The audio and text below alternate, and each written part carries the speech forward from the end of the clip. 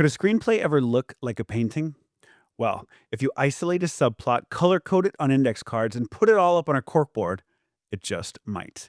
Today's guest is writer director Alex Zamm, and during our conversation, he told me about an exercise that a painting teacher gave him years ago: turn the painting upside down. And that was a way to get students to just look at their art differently. And Alex would later bring that same kind of thinking into filmmaking, watching movies without sound, starting a screenplay in the middle, basically finding ways to turn his scripts upside down. This is my conversation with Alex Zamm. Here we go.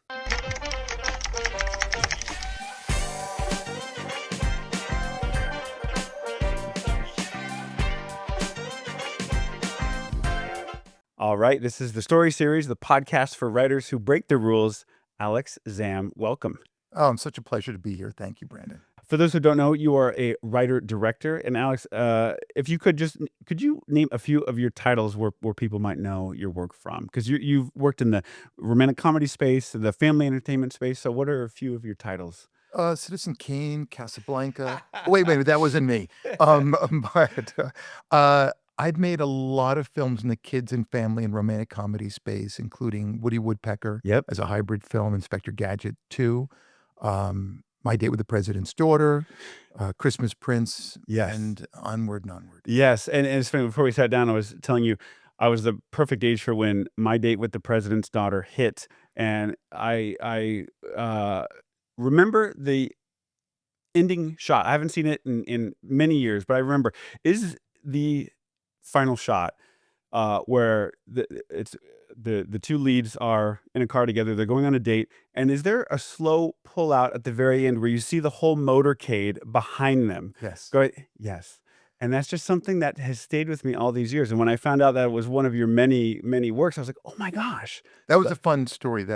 So we had written My Date with the President's Daughter as while we were working on another screenplay for Disney, I think, or Fox, and said, "Oh, wouldn't it be somehow one of those ideas come up? What would happen if the president's daughter got kidnapped?"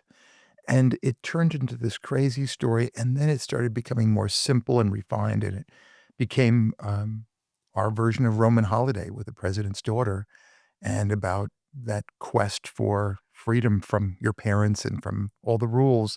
And we had written this last shot and weren't quite sure how we were going to do it. We shot the whole thing in Toronto. And I said, "Wait a minute, I think we can get CG helicopters, and we'll have one motorcade." And we got six Escalades, and we had, I think, 2 takes of it before the sun rose. And we were on top of a building, had cleared the street, and we had only 2 takes before all the traffic was gonna come in. And we pulled it off and then added a CG helicopter. Amazing. Yeah. Amazing. Well, you are, as I mentioned, a writer, director, you've been a producer. I'm curious, when you were coming up, what came first? I started as a cartoonist. You did. Yeah, so I think I've always leaned toward images first and then learned how to really use words better. You Mhm. really to so I think I started as an image maker and, where when I was starting out, I was a cartoonist, and in fact, I was, 12 and I walked into the offices of Mad Magazine with my portfolio, and I said, "I'm ready to start."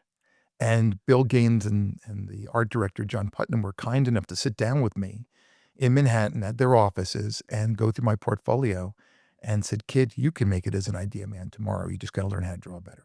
So I spent a lot of time learning how to draw, but it was really that friction that between the word and the image that I was interested in at an early age. And so sight humor and visual humor with so it was neither just the words or the pictures, it was finding a way to put them together. And then I gravitated toward theater and then started making short films and then started putting it all together and doing animation.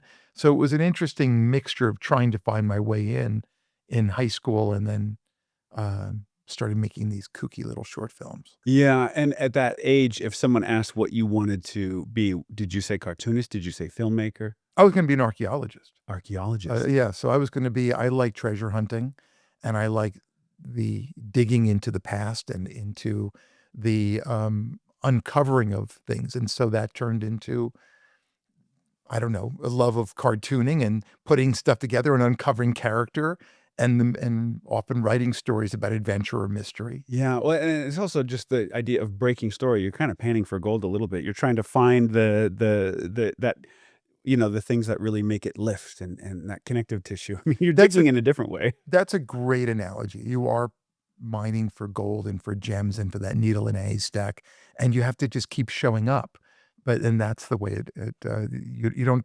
you don't discover unless you go hunting. Right, right. And so at what point, and maybe this was college, where your different interests and paths started to kind of uh, become singular into filmmaking?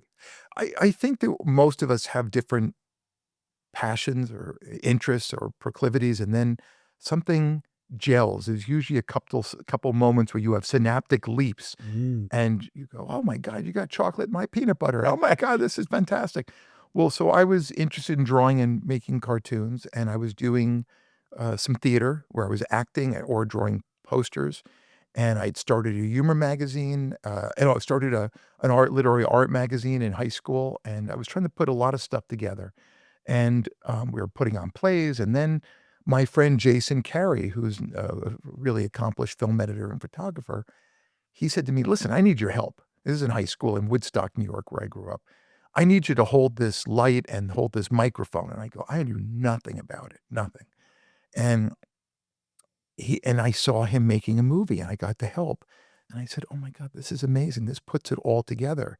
And I could do animation, it's theater, it's writing, it's photography, which I was studying, and so once he showed me that and I started seeing him edit, I said, "This is fantastic. I need to study this." Mm. So when I went to college in, university at, SUNY Binghamton, State University of Binghamton, I started studying, film criticism theory and filmmaking, and they were all avant-garde filmmakers there. And I was minoring in mythology, which I thought was Oh. timeless, and that even if the technology changed, which it does every 6 months, I had some framework of things, a lens on storytelling that was timeless, and I still draw upon that in everything I do, which is what is the underlying myth or DNA of that Ooh. story that's timeless? I love that, for so many reasons, and you were going to where my head was at, which was I'm really interested in how in time. And anyone who's been doing this for years and for decades, it's always fascinating to hear what's different, what's the same. Yes. And you kind of answer that, but I'm going to ask it to you in a different way.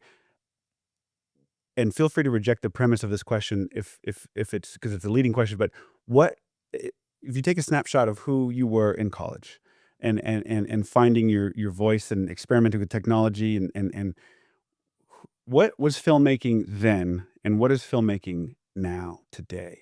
I feel it's as exciting then to me as it was, now as it was then, and that I feel like I'm still discovering and rediscovering the grammar and the tool sets used by the artists and storytellers that I'm building on the shoulders of, lucky enough to, Mm. and learning, how to use that grammar better and more personally. It's not always the case, but it's really important to maintain that level of excitement and wonder, right?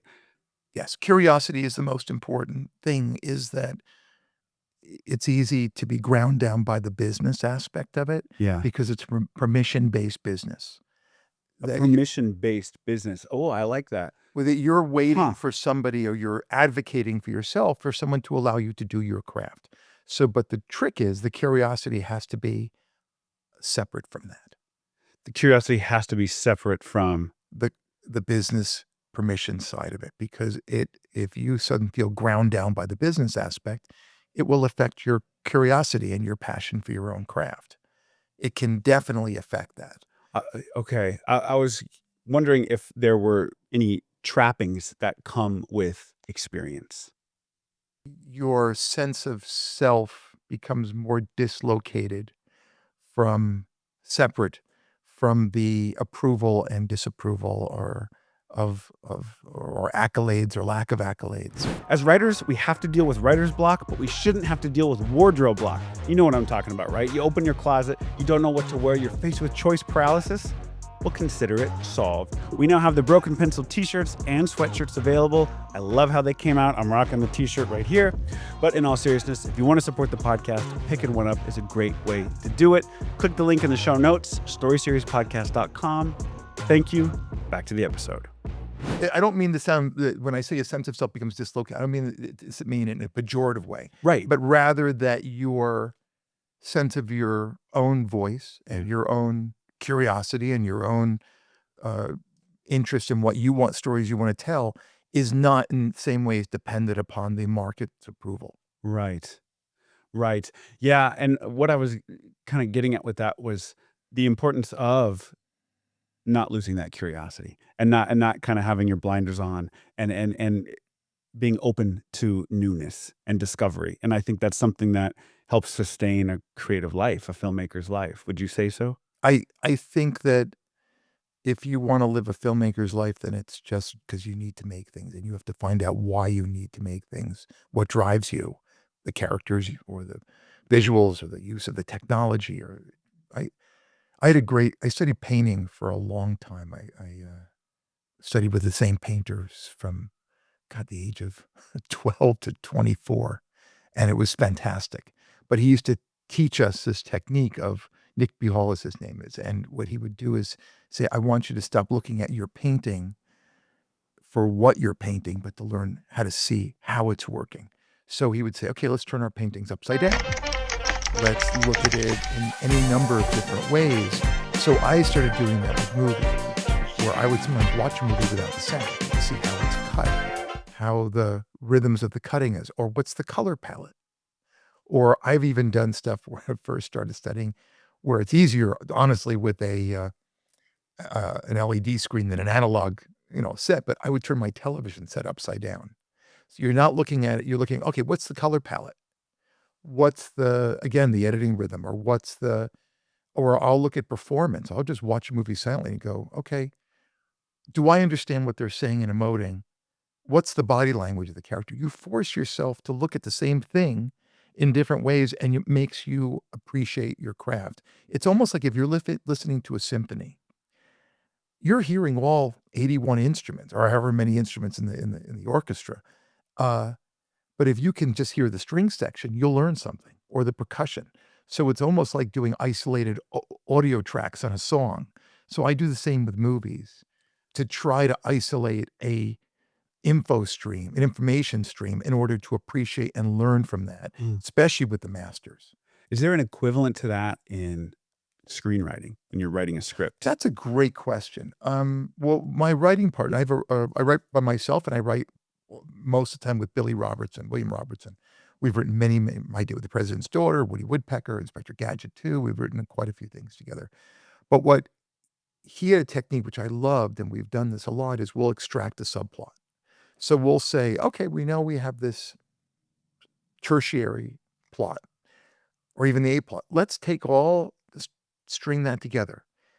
Are the scenes doing the same thing over and over?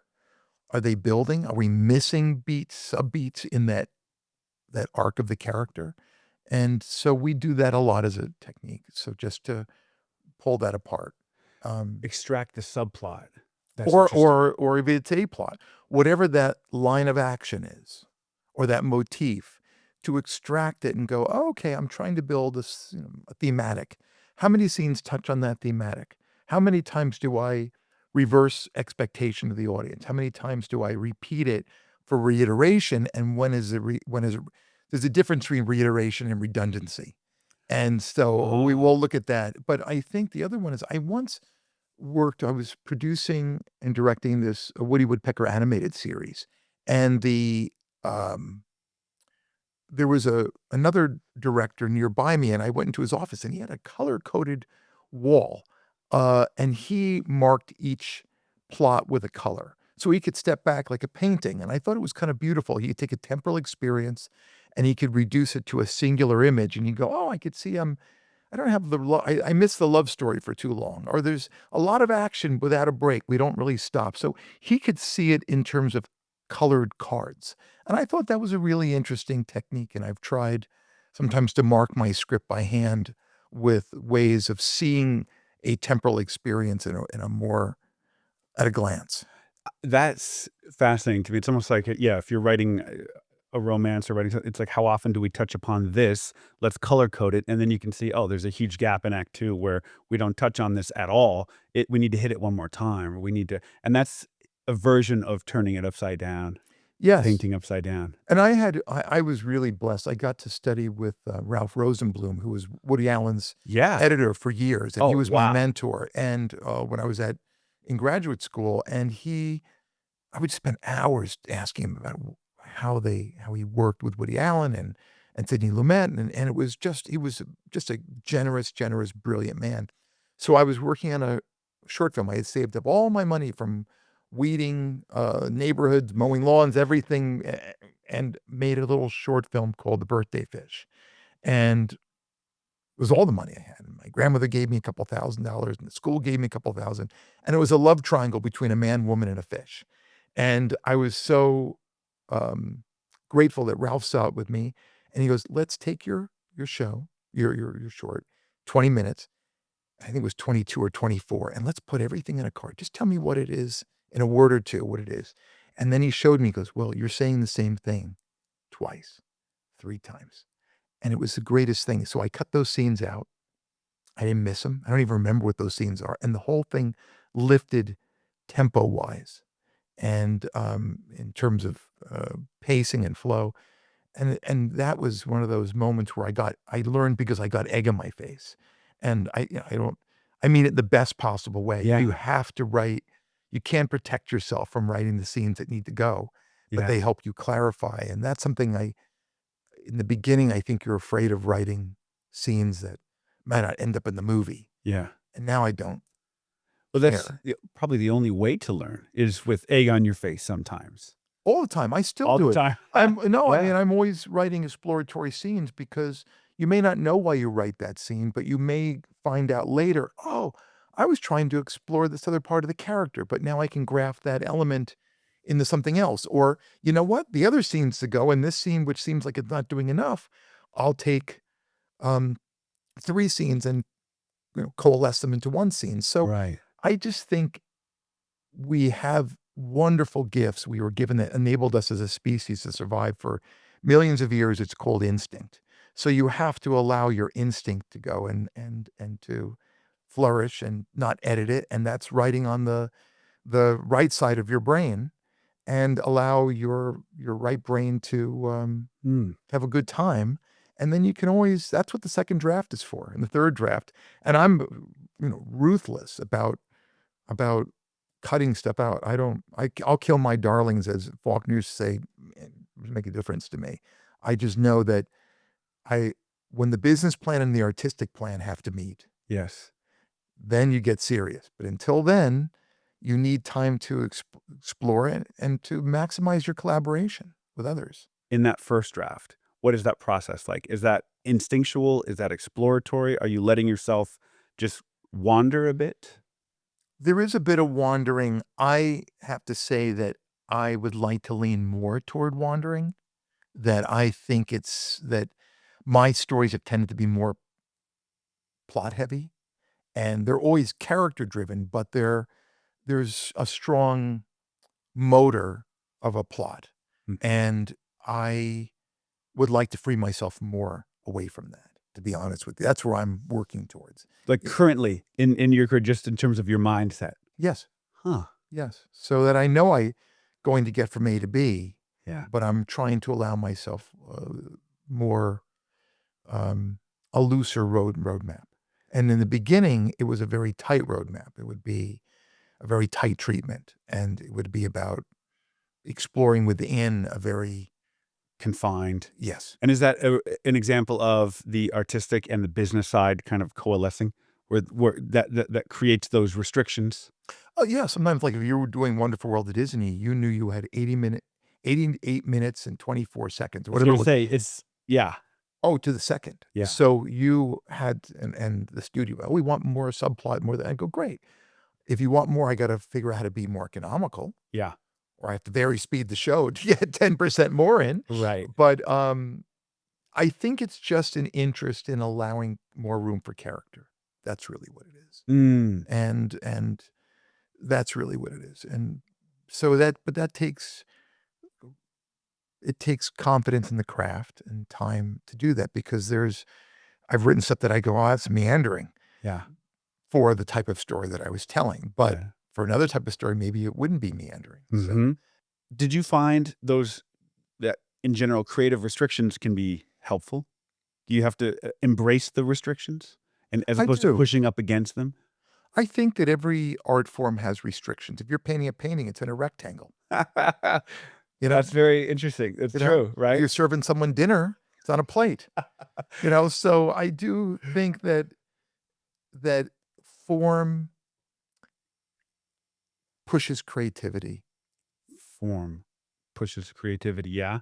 Yeah. So that man, I remember hearing about the Hays Code, Mm. which was very important in terms of a restrictive use of language, Yes. but you wouldn't get with lines like, "You know how to whistle, don't you?"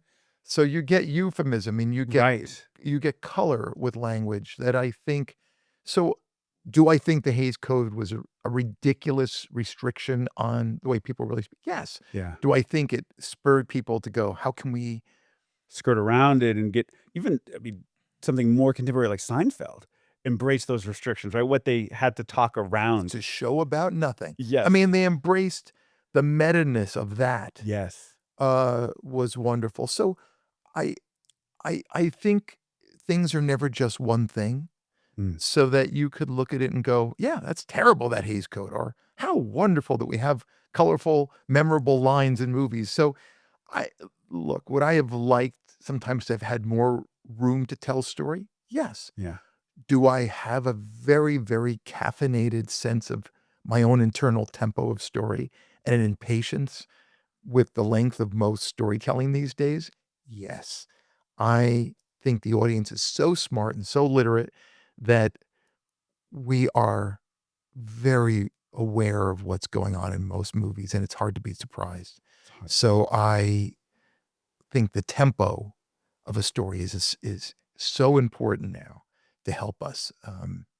But I don't reject the form. I know for family programming and kids, I've tended to keep the movies at 140 to 85 minutes. Mhm.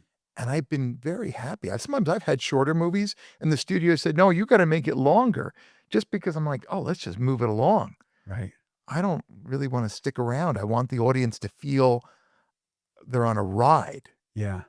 That's important to me. Yeah. Is when you're writing a script, do you ever turn off the directing part of your brain and just live in the script? Or is it always advantageous to have that part of your brain going and just That's a great question. It's a great question. I don't know if you can ever not be who you are. yeah. So I think we're all kind of, you know, trapped for better or worse inside our however our own brain works.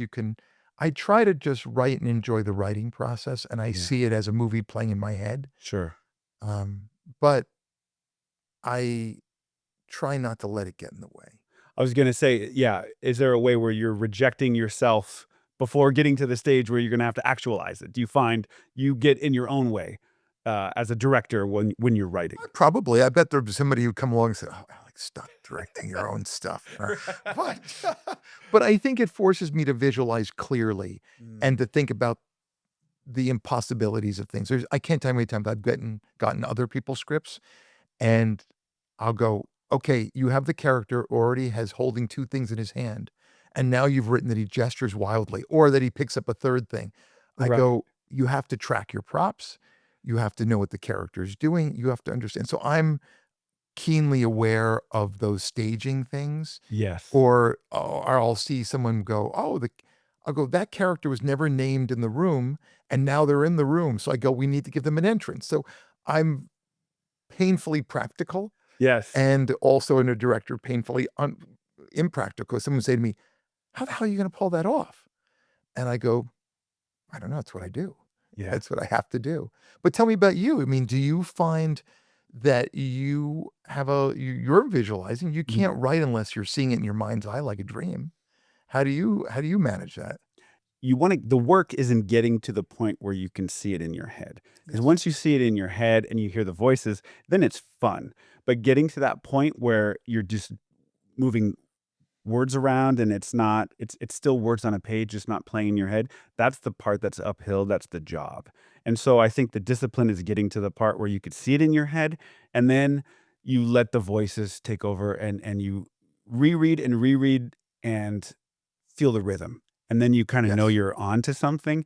You're asking someone to spin multiple plates, and that's been the analogy for my whole life is that I remember watching some show as a kid, little kid, and there was a man who had bamboo poles or whatever, and he was spinning plates, and he was not panicked going between 20 plates spinning. It was just like a circus act or magic act, but he was doing a dance. Mm, So I just go I've always stayed with I'm a multitasker. yeah. But everything's about, "Okay, now I got this one plate spinning, I got that subplot working great. Now let me go back and get rid of the guy with the who has 6 stings in his arm. Mm. Let me go back and massage the thematic." So it's just a dance. It's about how your relationship is to the process and to the collaborator. So you don't go, "Oh, that guy can't, write because he did," or "That guy can't direct because he had this." It's just iterations. It's just a process and allowing yourself to enjoy. Yeah. You're not gonna get it all right the first time. The important part of doing the homework first, of creating form, was to free you to operate within the form of we're talking about making a painting. You kinda know where you're gonna do a portrait. You kinda know you're gonna do it at night lighting. Mm. You kinda know you wanna do it abstract or literal. Once you make those key decisions, how you shape it is the fun part, Mm. but you have to do the work to decide what you're gonna cook and put on that plate. Get the recipe, get the ingredients. So I look at the form part as a very important ideating, Mm. structuring, finding the process. It can all change, but I wanna get to the point where the characters are talking to me. I think that you can only get there, and tell me if you agree, is if you are relaxed. You have to, speaking of spinning plates, metaphorically and literally, but we spin a lot of plates as creatives, Yes, professional creatives, and you have to manage the pressures of the deadline of everything because that's yeah, that's what everything runs on is time, but also separating that, putting it aside, living in the moment of what you're doing, especially when you're writing and it's by yourself or with a partner, and just relaxing so you can get to those points in your head of just wandering of just letting things. Do you find, does that any of that resonate with your process? I think striving for a flow state in the creative process and life is something that's Mm. a big, big part of my life and something I read about and something I try to look at other, whether it's athletes or artists or anybody or people who meditate. How do you get to that flow state? And what are the tools and things that one could do? Some people, it's about doing their homework so that when Mhm. they sit down, the research, they get what Steve Jobs used to talk about, the static to noise ratio, Oh, yeah. and that trying to eliminate that in your life. So, but there is good fear.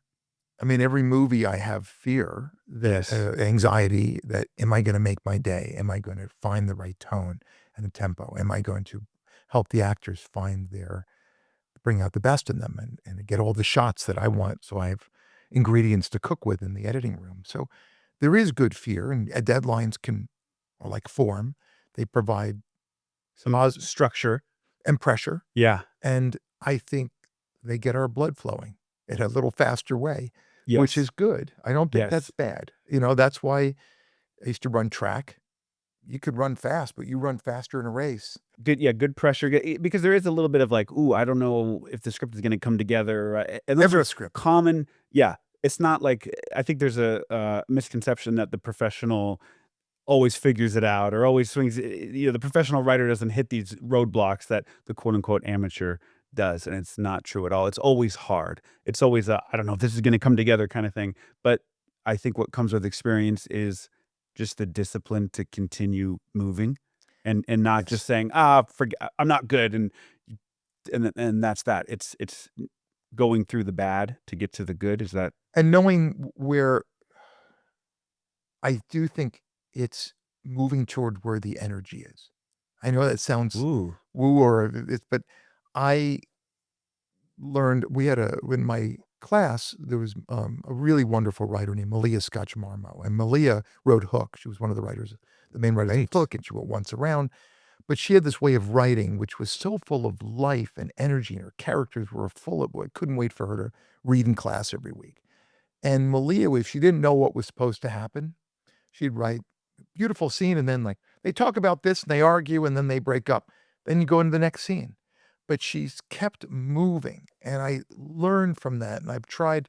So I write where the energy is. So I don't paint it when I used to paint, I don't paint in the upper left-hand corner and finish in the bottom right and then sign my name.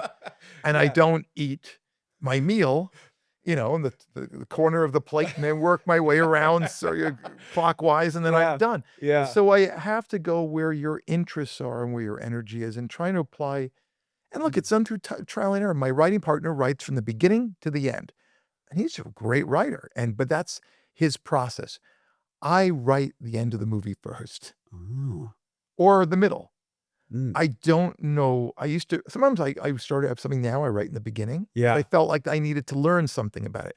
Other times I backward engineered what is the last bite of the meal. I don't remember a meal when I eat it, but I remember the last bite. How did I feel? Was it a positive experience? Was it a great? So I try to sometimes backwards engineer. Sometimes Mm. I will write the end of the movie because I know I want to have that feeling. So then I try to remember that as I'm writing the other sections and go.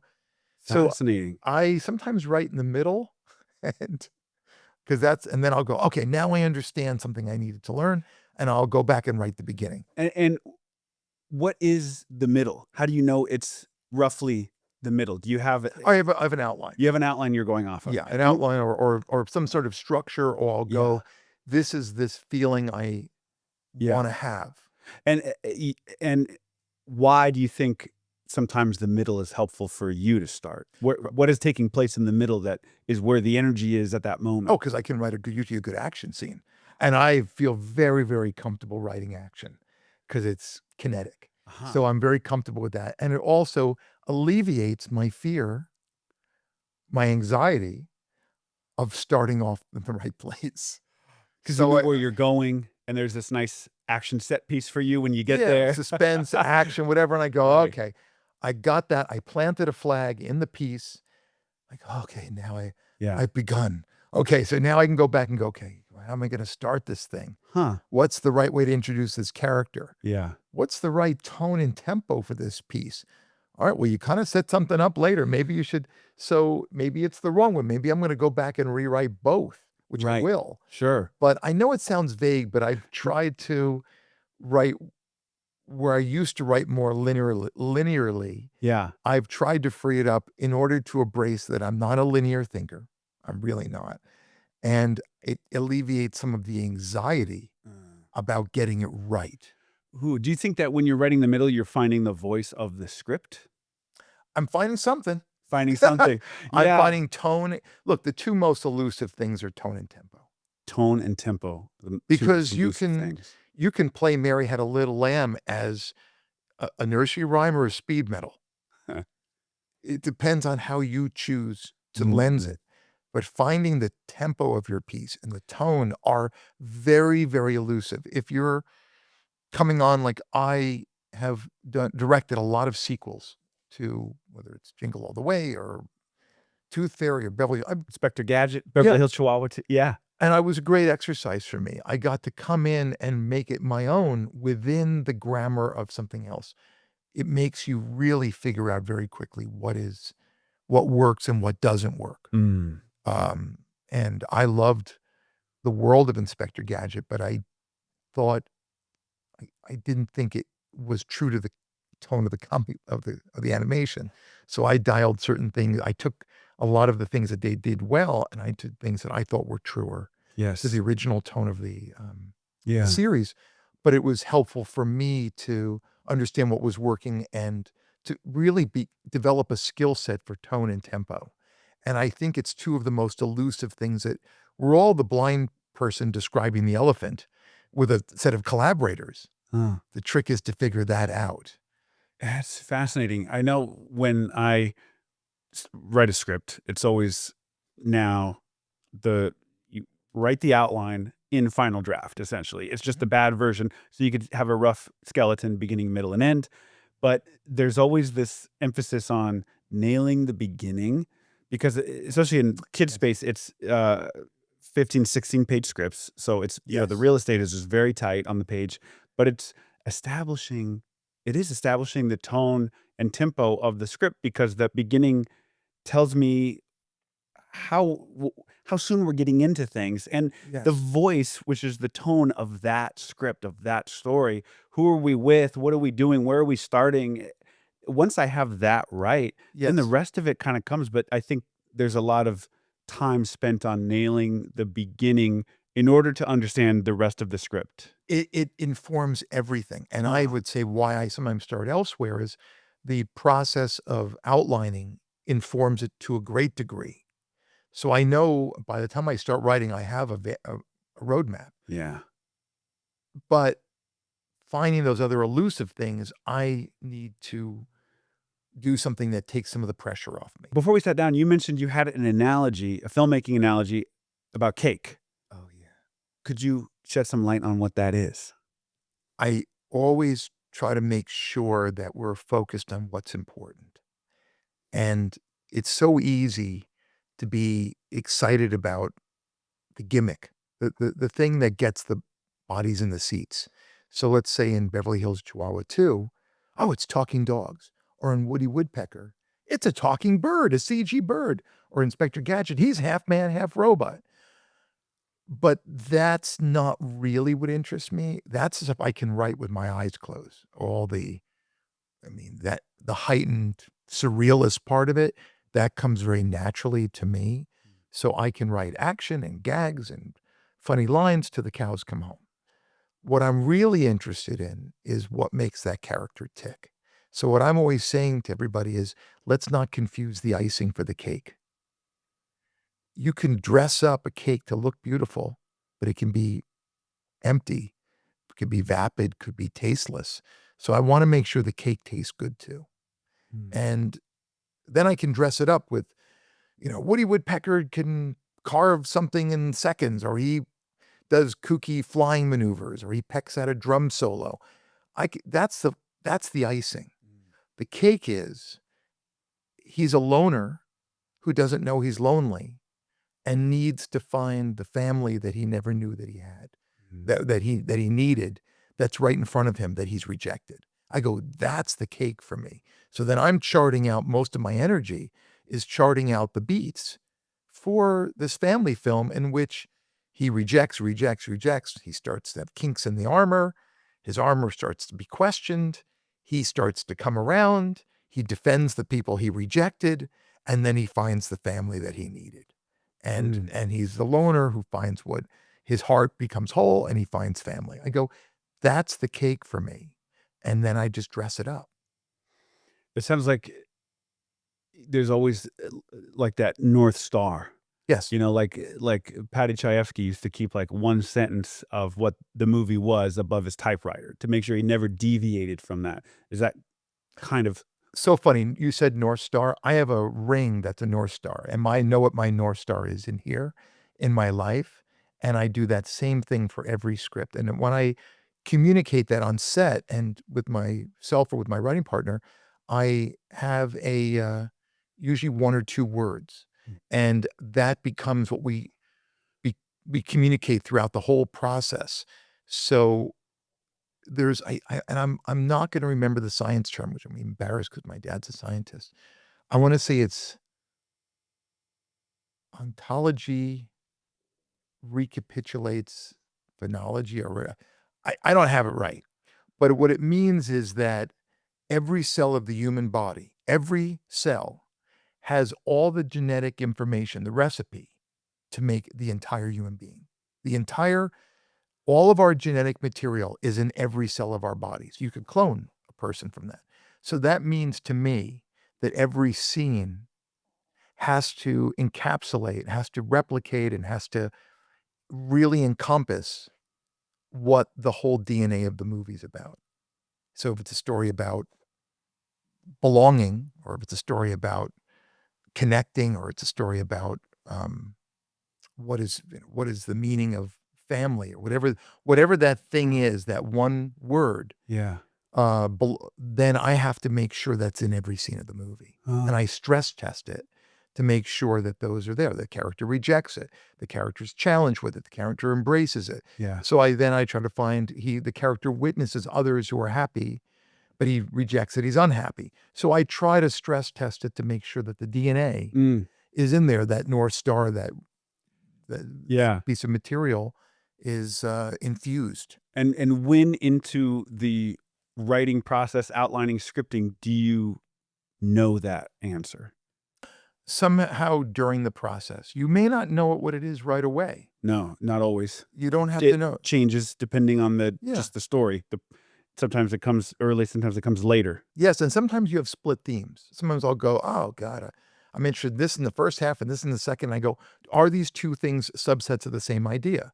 Or have I not articulated my idea as clearly and consistently?" Mm. So then you have to become your own surgeon and go in Hmm. and rectify that. And sometimes you hit, sometimes you miss. Yeah. And Yeah. sometimes you don't know about it later. But I will say one thing, 2 of my favorite painters, Bonnard and Vuillard, who were these Fauvist painters in the turn of the century. And I've told people this, that it's about the process is living and organic, so that they were old men. Their paintings were hanging in permanent museums in Paris, and they would go to visit their work and enjoy their work, revered now in permanent institutions. And then when no one was looking and when the guard had left the room, one would open his coat and he had a palette there and he'd start working on his painting and then they would take turns. So the idea is that it's never done. Huh. I mean, I Ah, go back and I see stuff that I would do better, differently, sure. years later on films that I've made, and I go, "Oh, now I get it. Now I understand what you were trying to go. Could have done a little bit better." So you can't self-flagellate. All you have to do is go, "Okay, next time. You'll get them next time." Yeah. Yeah. Yep. Oh, and on that North Star, it made me think of Francis Ford Coppola talking about The Conversation Oh, yeah. with Gene Hackman in '74, and someone on set asked him, there's I think it's in the third act where he's wearing a trench coat, and one of the heads of department asked Francis Ford Coppola, "What color should the trench coat be?" And he thought about the film's North Star, which way he's this Gene Hackman is, he's a professional eavesdropper. He invades people's privacy. Therefore, the trench coat should be where he is at in the story is Act 3 should be clear, transparent. Oh, that's And brilliant. I'm like, "Ooh, wow." That's amazing.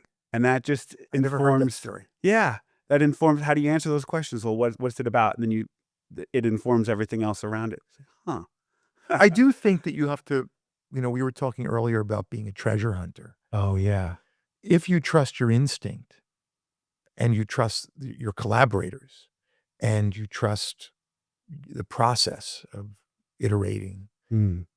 I think you'll find those treasures, and maybe it sometimes you don't know. You don't know right away, and you don't have to know right away. Maybe it's none of your business in the beginning. Maybe that plate you're spinning is only about the plot the first time or the character, and then maybe you have to construct things and you'll find them out. I mean, I have a project that I'm doing with Gulfstream Pictures that I wrote. It's a mystery set in the art restoration world, and it's a Ooh. forensic story set in Venice, Italy, and very different than it's a romantic piece, but it's a mystery. But getting the mystery right took draft after draft after draft because the audience is so literate. You have to make sure that you can surprise them. But Mm. that was I had to look for clues that were already there in both the city of Venice, Italy, it takes place, as well as just looking around in the script and going, okay, you planted this. Can you use this better? Alex, before we go, I like to end with the same question I ask every guest, which is, what is a rule in our industry that you believe is worth breaking? I mean, it's funny. We live in a business where I feel the industry is endlessly chasing the fumes of last year's surprise hit. And so I think it's an industry that's looking for a formula, and it's looking for they would only wanna make blockbusters if they could, but having a film like Obsession was, uh, that's timing and it's the quality of the film, but Yeah. I think for me, it's moving away from the permission-based business, which is I need to pitch my stuff and then they're going to hire me to write. And then they're going to allow me to do something else. And I go, it's yes, it's always going to exist, but make things because you like making things, because then you're going to find your own voice. That's to me is back to what we were talking about earlier. The technology is going to change. What the industry says it wants one week and what it wants next week is going to change. But the need for story is part of our DNA. So find out what stories you as an individual want to tell Mm. and what form, whether it's short form or a saga. I mean, it's the most democratic time that it's ever been in the entire industry. When I started out, you needed a 35 millimeter camera or 16 or Super 8, and we made things. And then it became digital, which was cumbersome. It is the first time in history where everybody has, and I'm sure there's a million people saying this, and AI is a tool, and all the distribution outlets that's democratized, whether it's TikTok or YouTube. It means there's a lot more noise, but I do think the rule still is, tell stories. That's the rule. Tell stories that inform who you are and what you want. And you'll find an audience. And maybe you won't make money at it, or maybe you will. But on your tombstone, I'd rather have I made things rather than I was waiting for permission to make something any day. So well said. I love that. Alex, this was such a pleasure to meet you, to get a glimpse into your creative process and how I'm still thinking about turning a painting upside down and how and the equivalent in a film and in a script. And this was just amazing. So thank you for taking the time to be here. Thank you so much, Brandon, for having me on this wonderful series. Oh, I'm yeah. honored to be part of it, and you really made this a pleasure. And I love getting to articulate uh, with another storyteller our process. It's Yeah. been really wonderful. Thank you so much. Thank you. And a special thanks to our mutual friend, Rick Suval, for introducing us and setting us up. Oh, I love Rick, and I'm so really. It's been a real pleasure collaborating with Rick. So Same. I Yeah. think he's an amazing writer, and so it's great that good people know good people. Hey, before you go, thank you for listening. If you want more episodes like this, make sure to hit that follow or subscribe button. And while you're at it, grab my free guide, The Rule Breaker's Guide to Finding Your Creative Voice. It's a brutally honest roadmap I put together, built from the lessons, mistakes, and breakthroughs I've collected along my journey as a writer. You can download it for free at storyseriespodcast.com. See you in the next one.